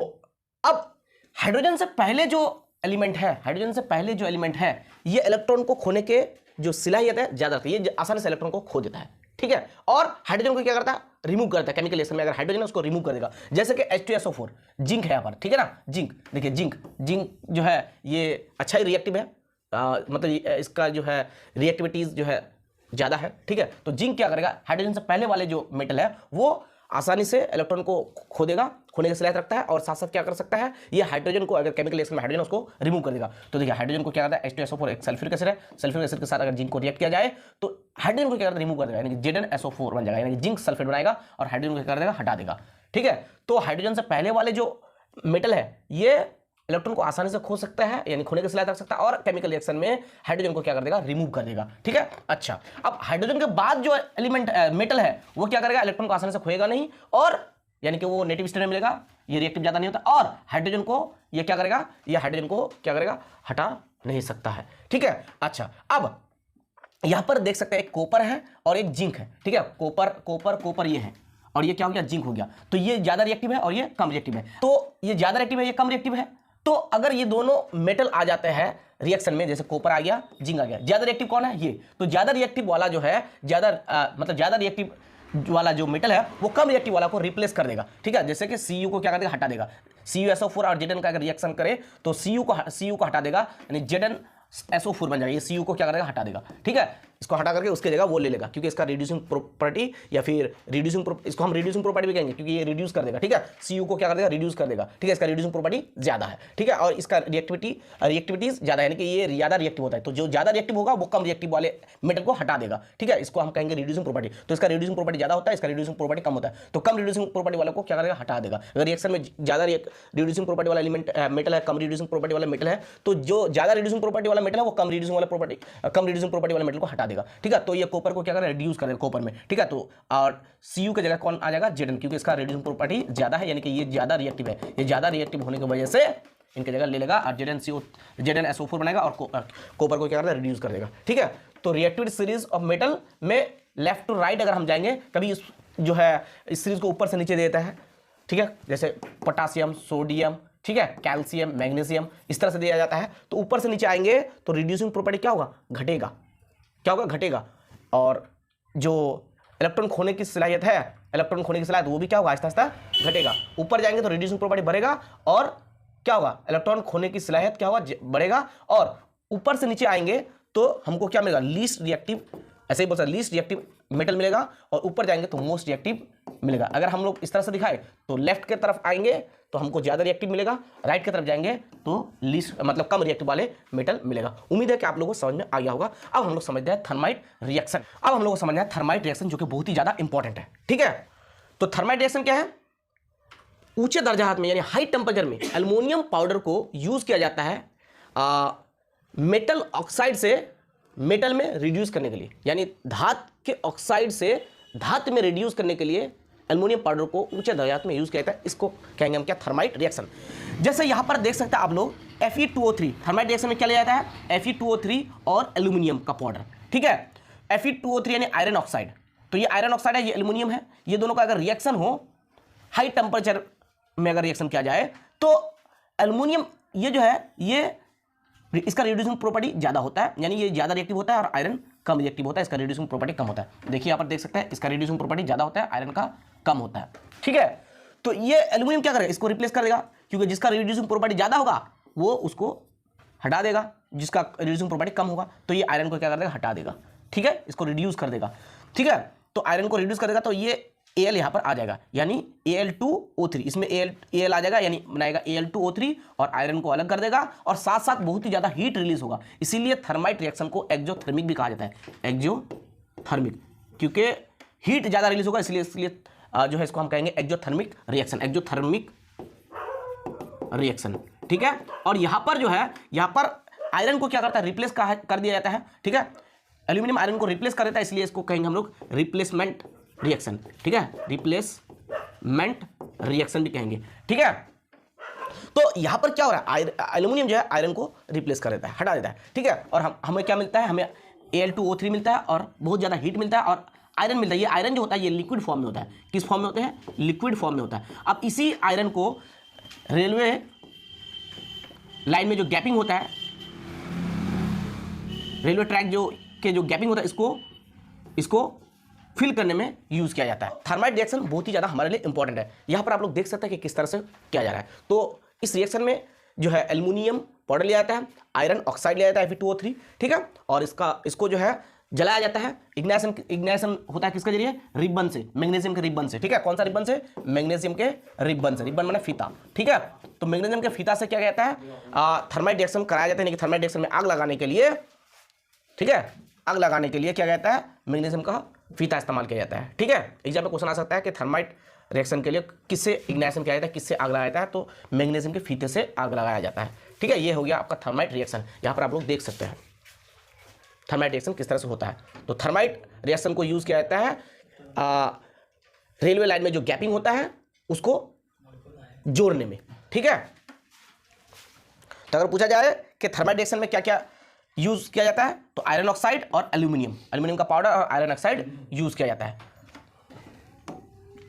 अब जो ये थर्माइट रिएक्शन है, it is use to join railway track. तो रेलवे ट्रैक को ज्वाइन करने के लिए यूज किया जाता है। It is use to join crack machine parts, machine के पार्ट्स में कोई मतलब मशीन के पार्ट्स को ज्वाइन करने में इसको यूज किया जाता है। ठीक है, यानी कि थर्माइट रिएक्शन का। तो थर्माइट रिएक्शन का यूज किया जाता है रेलवे ट्रैक को ज्वाइन करने में और मशीन के पार्ट्स को ज्वाइन करने वगैरह में। ठीक है, इसको एक्सोथर्मिक रिएक्शन भी कहा जाता है और डिस्प्लेसमेंट रिएक्शन भी कहा जाता है, क्योंकि एल्यूमिनियम जो है आयरन को डिस्प्लेस कर देता है। ठीक है, चलिए, क्योंकि एल्यूमिनियम का जो है रिड्यूसिंग पावर या एल्यूमिनियम जो है ज्यादा रिएक्टिव होता है, इसी वजह से आयरन को वो क्या करता है, डिस्प्लेस कर देता है, रिड्यूस कर देता है। ठीक है, अब हम लोग को जानना है corrosion of iron. Corrosion of iron क्या कहलाता है, रस्टिंग कहलाता है। तो सबसे पहले हम लोग जानना क्रोजन क्या है। आप लोग शायद समझे नहीं होंगे कि क्रोजन शायद आप लोगों के लिए न्यू टर्म है, तो क्लास 12 में मिलेंगे आप लोगों को, फिजिक्स में आप लोगों को मिलेंगे। तो क्रोजन क्या होता है, धात के यानी मेटल के खराब होने का प्रोसेस क्रोजन कहलाता है। ठीक है, मेटल के खराब होने का प्रोसेस क्या कहलाता है, क्रोजन। अगर कोई मेटल खराब हो जाता है, सड़ जाता है, गल जाता है, तो हम बोलेंगे क्रोडेड हो गया। ठीक है, तो मेटल के खराब होने का प्रोसेस क्या कहलाएगा, क्रोजन कहलाएगा। ठीक है, तो अगर आयरन खराब होता है, यानी आयरन खराब होता है, तो उसे हम क्या कहेंगे, रस्टिंग कहेंगे। तो corrosion of iron is called rusting. Corrosion of iron is called rusting. Rust का मतलब जंग होता है। ठीक है, रस्ट का मतलब क्या होता है, जंग होता है। तो corrosion of iron is called rusting, corrosion of iron, corrosion of iron क्या कहलाता है, रस्टिंग कहलाता है। ओके, तो अब आयरन में जंग कैसे लगता है ये समझना हम लोगों को कि आयरन में जंग लगता कैसे है। तो देखिए मान लेते हैं ये हमारे क्या है, आयरन है, क्या है, आयरन है, ठीक है, समझिएगा अच्छी तरह से, ये क्या है, मान लेते हैं आयरन है, ये क्या है, आयरन है, क्लियर। अब ये जो आयरन है, देखिए कोई भी चीज खराब होता है, देखिए कोई भी मेटल अगर खराब होता है, जंग लगता है या फिर गलने लगता है, सड़ने लगता है, तो दो ही वजह से, एक मॉइस्चर, दूसरा एयर, ठीक है। मान लेते हैं हमारे पास, मान लेते हैं ये हमारे पास यहाँ पर एक मैंने नेल रखा, ठीक है, आयरन का, इस बर्तन में, और इस बर्तन में मैंने एक आयरन का नेल रखा, और इसमें भी मैंने एक आयरन का नेल रखा, ठीक है। अगर यहाँ पर मैंने एयर भी रखा है और मॉइस्चर भी है, यहाँ पर वाटर वेपर भी है, यानी कि H2O भी है, ठीक है, और यहाँ पर सिर्फ ड्राई एयर है, ड्राई एयर है, ठीक है, और यहाँ पर सिर्फ क्या है, यहाँ पर सिर्फ बॉयल वाटर है, बॉयल वाटर है, बॉयल वाटर है, और ऊपर मैंने क्या रख दिया, ऑयल रख दिया, ऑयल, ताकि एयर ना आए, ऑयल, ठीक है ना, ऑयल का लेयर यहाँ पर मैंने चढ़ा दिया, ऑयल, ठीक है।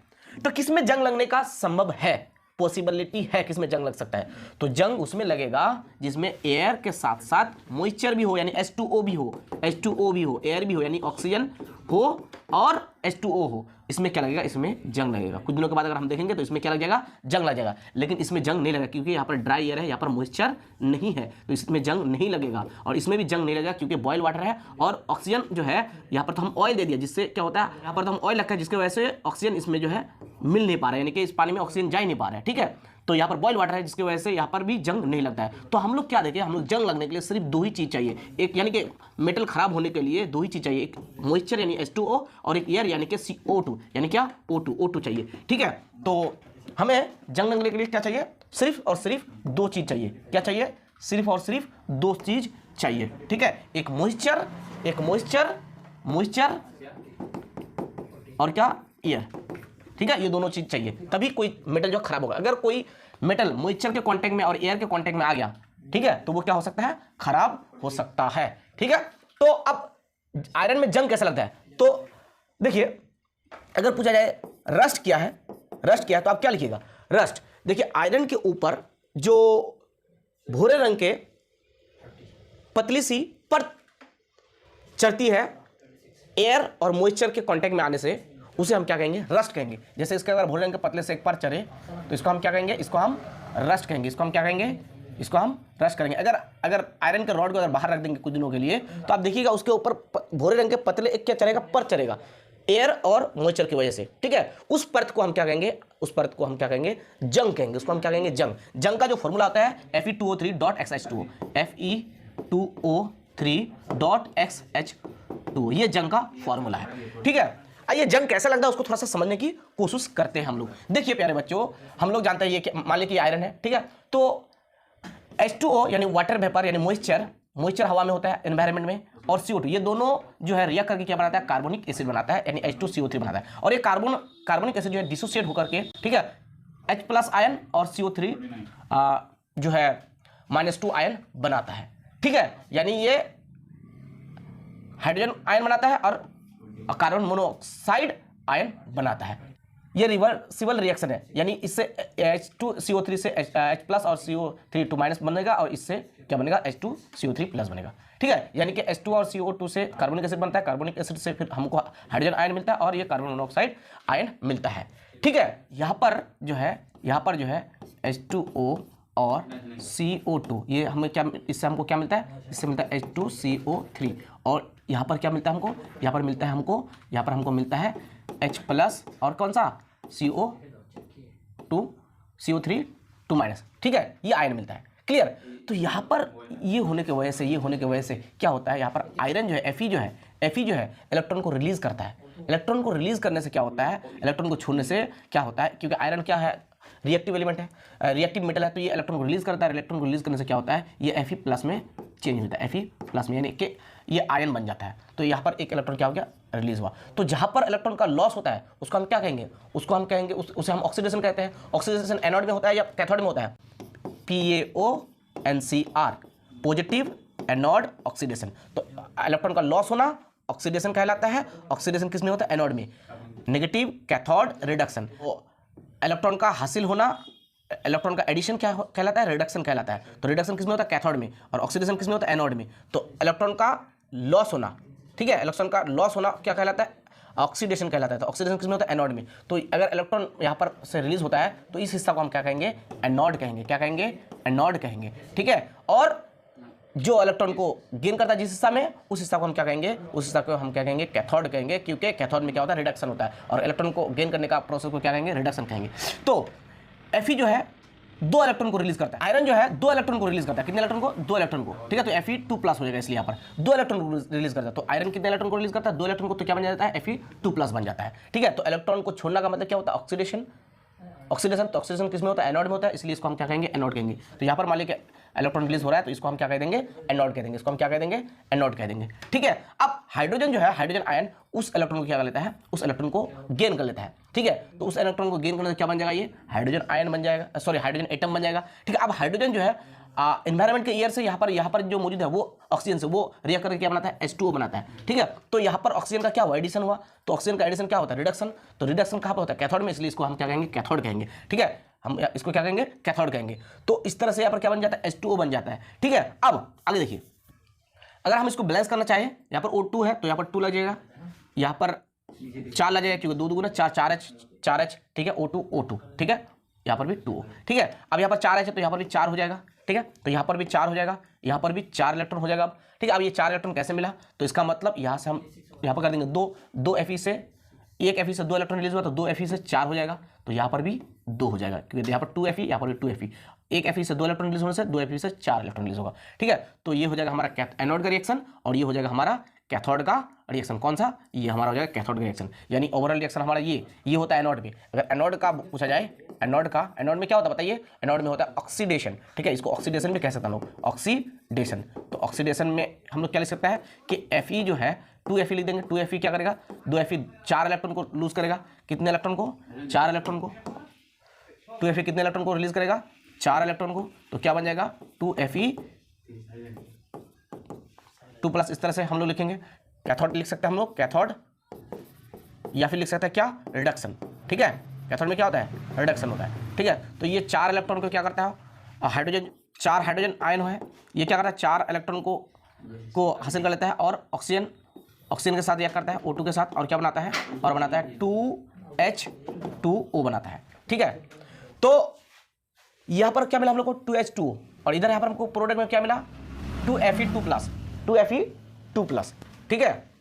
ये एनोड पे जो रिएक्शन होता है इसके प्रोडक्ट पे देखें, और कैथोड के रिएक्शन के प्रोडक्ट पे देखें तो हमको क्या मिला है? 2Fe2+, तो 2Fe2+, ठीक है, और 2H2O, ठीक है, और ऑक्सीजन के साथ रिएक्ट करता है O2 के साथ। हमको क्या मिल रहा है? हमको मिल रहा है Fe2O3, और हमको मिल रहा है प्लस 4 हाइड्रोजन आयन, ठीक है। इसको बैलेंस करने के लिए यहाँ पर 4 हो गया, और यहाँ पर 1/2 होगा, ठीक है। ये क्या हो गया? ये बैलेंस हो गया, ठीक है। अब ये Fe2O3 प्लस ये क्या करता है? H2O के साथ, X नंबर ऑफ H2O के साथ रिएक्ट करके क्या बनाता है? Fe2O3.XH2O बनाता है, यानी कि X number of hydrogen molecule, ठीक है। तो ये जो है ये क्या है? ये है रस्ट के फॉर्मूला, यही है रस्ट। यही क्या है? रस्ट। Fe2O3.XH2O, इसको हाइड्रेटेड आयरन ऑक्साइड कहेंगे, ठीक है। और आयरन के ऊपर जो जंग लगता है इसको इलेक्ट्रोकेमिकल प्रोसेस कहेंगे, यानी कि आयरन पे जंग लगना इलेक्ट्रोकेमिकल प्रोसेस है, ठीक है। और जंग का फॉर्मूला क्या है? Fe2O3.XH2O, इसको आप लोग नोट कर लीजिए, ठीक है। तो ये एनोड पे रिएक्शन और ये है कैथोड पे रिएक्शन। थोड़ा सा आपको समझ में दिक्कत हो सकता है, लेकिन समझना तो पड़ेगा ही, ठीक है। चलिए, जंग का फॉर्मूला आप लोगों को लर्न कर लेना है, याद रखना है। तो हम लोग क्या समझे कि अगर कोई भी मेटल खराब होता है तो मॉइस्चर और एयर की वजह से खराब होता है, ठीक है। अब हम लोग समझेंगे क्रोजन, फिर से थोड़ा सा देखेंगे। तो क्रोजन क्या है? The eating of metal by the action of air, moisture और एसिड की वजह से होता है, ठीक है। जो जैसे कि हवा में जो है सल्फर डाइऑक्साइड होता है, कार्बन डाइऑक्साइड होता है, ये सब क्या करता है, ये सब एसिड फॉर्म करता है, ठीक है, ये सब एसिड पैदा करने वाले गैस है, ठीक है। तो the eating of metal by the action of air, moisture और acid on the surface is called corrosion. अगर मेटल के सरफेस खा जाता है किसके एक्शन से, एयर, मॉइस्चर और एसिड के एक्शन से, तो उसको हम क्या कहेंगे, क्रोजन कहेंगे। जैसे ये देखिए मेटल कैसा होता है, देखिए यहाँ पर देखिए किस तरह से का एक पर ऊपर चढ़ गया है, इसी को कहेंगे हम लोग क्या, Fe2O3.XH2O, ठीक है, हाइड्रेटेड आयरन ऑक्साइड, ठीक है।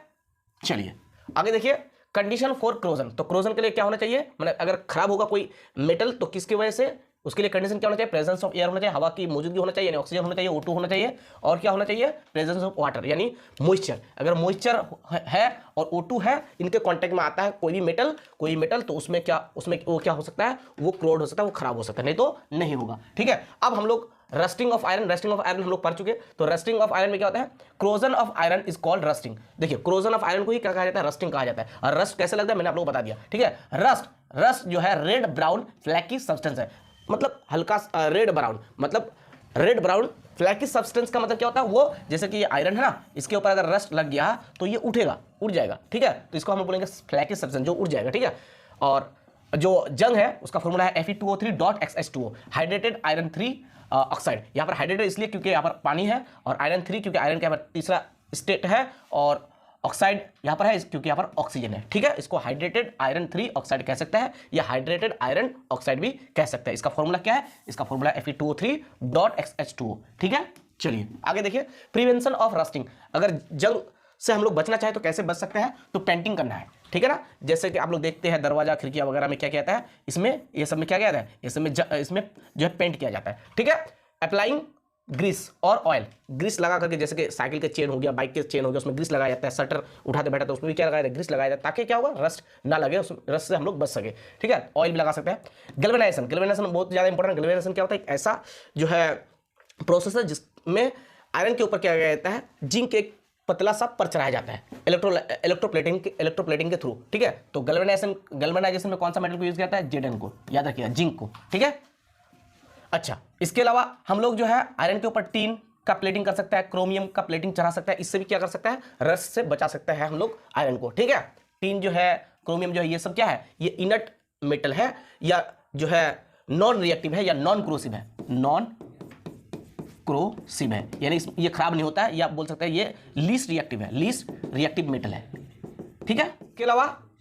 इसके अलावा alloying to make stainless steel, जैसे कि एलॉइंग भी कर सकता है, जैसे कि एलॉय जो होता है उसमें जल्दी जंग नहीं लगता है, नॉन क्रोसिव होते हैं। तो एलॉय मैंने पहले ही आपको बोला कि एलॉय जो है जल्दी उसमें जंग नहीं लगता, बहुत स्ट्रांग होता है, ठीक है। स्टेनलेस स्टील ये क्या है, एक एलॉय है, ठीक है, इसमें जंग नहीं लगेंगे, ठीक है। तो जैसे आप अगर मान लीजिए घड़ी पहनते हैं तो घड़ी के नीचे देखिएगा स्टेनलेस स्टील होगा, वो क्या एलॉय, उसमें जंग नहीं लगता है जल्दी से, ठीक है, वो नॉन क्रोसिव होता है, ठीक है।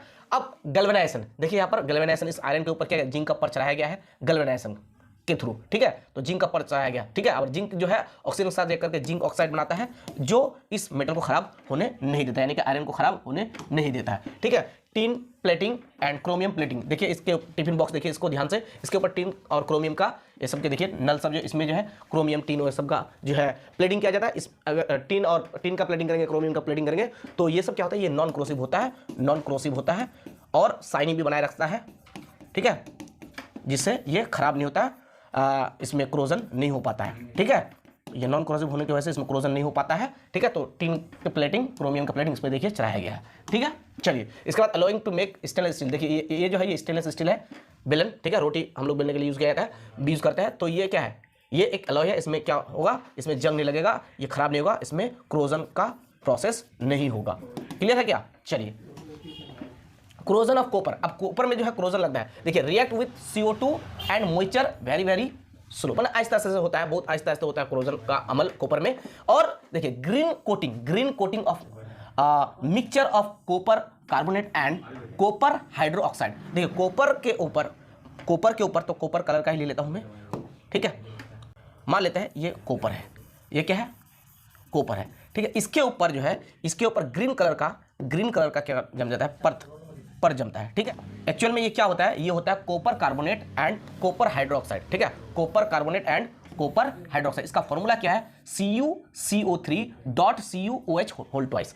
ठीक है, ये 2 जो है यहां पर लिखने से बेटर है। ठीक है, तो CuCO3.CuOH होल ट्वाइस। ठीक है, तो कॉपर के ऊपर क्या चढ़ता है, ग्रीन कलर का पर जमता है, ग्रीन कोटिंग चढ़ता है, जिसको हम क्या कहेंगे, copper carbonate and copper hydroxide.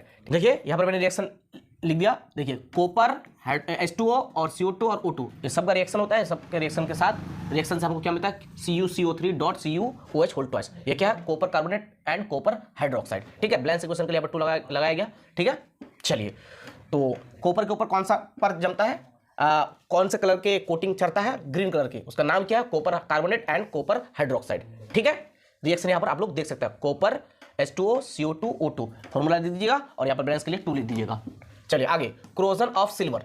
Silver के ऊपर जो है corrosion reacts with silver compounds like hydrogen sulphide gas.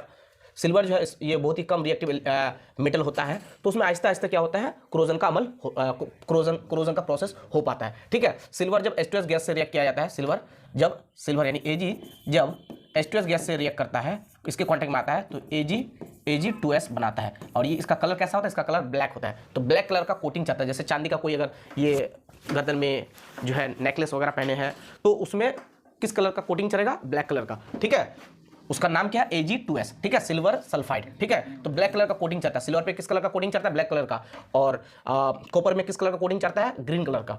ठीक है, आयरन में ब्राउन कलर का, जिसको हम रस्ट कहते हैं। ठीक है, Fe2O3.XH2 उसका जो फॉर्मूला है। चलिए, corrosion of gold, platinum, titanium. देखिए गोल्ड जो है, प्लेटिनियम जो है, टाइटेनियम जो है, ये सब क्या है, ये सब इनर्ट है।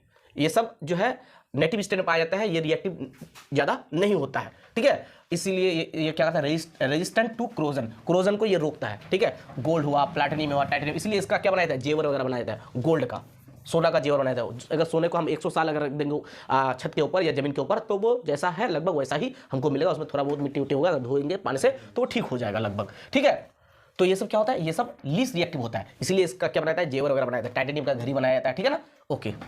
प्लैटिनम का भी बहुत से जेवर बनाया जाता है। अब आ जाता है क्रोजन ऑफ एल्यूमिनियम। एल्यूमिनियम के ऊपर क्रोजन, तो एल्यूमिनियम के ऊपर क्रोजन जो होता है, देखिए डल लेयर ऑफ एल्यूमिनियम ऑक्साइड। देखिए एल्यूमिनियम, मान लीजिए ये एल्यूमिनियम है, एल्यूमिनियम के ऊपर जो डल लेयर चढ़ता है एल्यूमिनियम ऑक्साइड का, जिसका फॉर्मूला Al2O3 कह सकते हैं हम लोग। तो एल्यूमिनियम के ऊपर डल लेयर ऑफ एल्यूमिनियम ऑक्साइड चढ़ता है।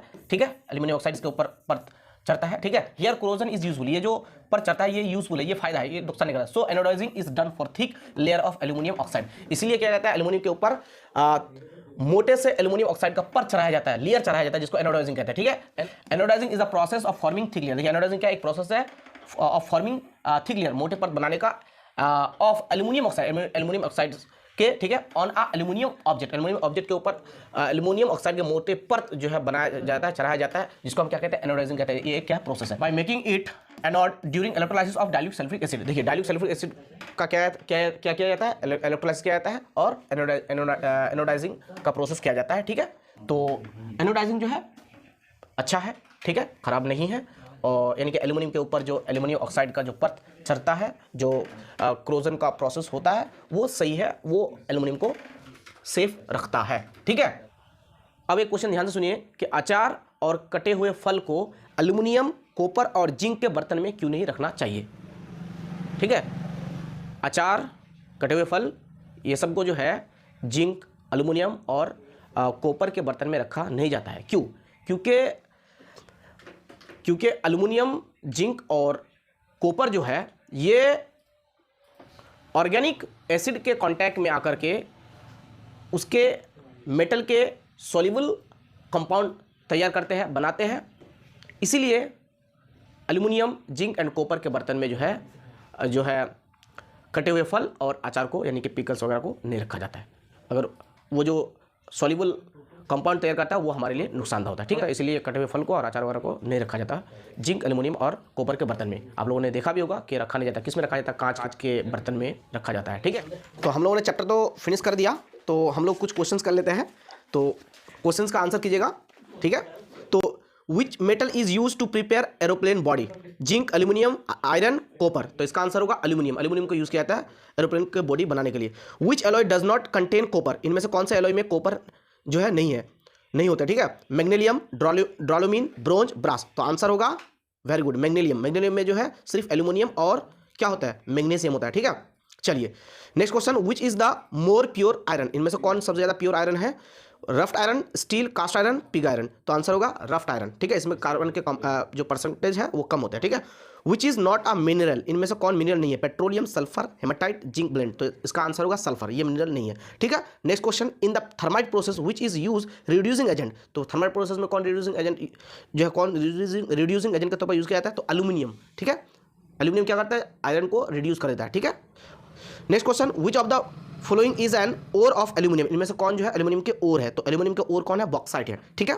बॉक्साइट है, हेमेटाइट है, मैग्नेट मेलाचाइट है, चैल्कोपाइराइट्स है, तो आंसर होगा bauxite. Next question, in which of the following alloys zinc is present, इनमें से किसके अलॉय में जिंक प्रेजेंट होता है। ऑप्शन ए है बेल मेटल, ऑप्शन बी है ब्रास, ऑप्शन सी है ब्रॉन्ज, ऑप्शन डी है ड्रालोमीन। तो क्या आंसर होगा, इसका आंसर आप लोग कमेंट में बताइएगा। Next question, which of the following is the formula of bauxite ore of aluminium, जो 2019 में आया है। तो इनमें से कौन जो है बॉक्साइट का फॉर्मूला है जो एल्यूमिनियम का ओर है, तो Al2O3.2H2O, ठीक है। ये है बॉक्साइट का फॉर्मूला, ठीक है। चलिए next question, the formula of red hematite and ore of iron. Red hematite किसका ओर है, आयरन का ओर है, इसका फॉर्मूला क्या होगा, 2020 में ये क्वेश्चन आया है। तो इसका फॉर्मूला क्या होगा रेड हेमाटाइट का, ऑप्शन ए है FeO, ऑप्शन बी है Fe2O3, ऑप्शन सी है Fe3O4, ऑप्शन सी है FeCO3। तो इसका आंसर होगा Fe2O3, ठीक है। Next question, which of the following is the formula of zinc blende and ore of zinc. तो जिंक ब्लेंड का फॉर्मूला क्या होगा, ZnS होगा, ठीक है। क्लेमाइन का फॉर्मूला क्या होगा, ZnCO3। तो प्यारे बच्चों, बहुत अच्छा लगा आप लोगों ने पूरी वीडियो को देखा, ठीक है। जिन्होंने इस पूरी वीडियो को देखा उसको मैं सल्यूट करता हूँ और thank you so much, wish you all the best.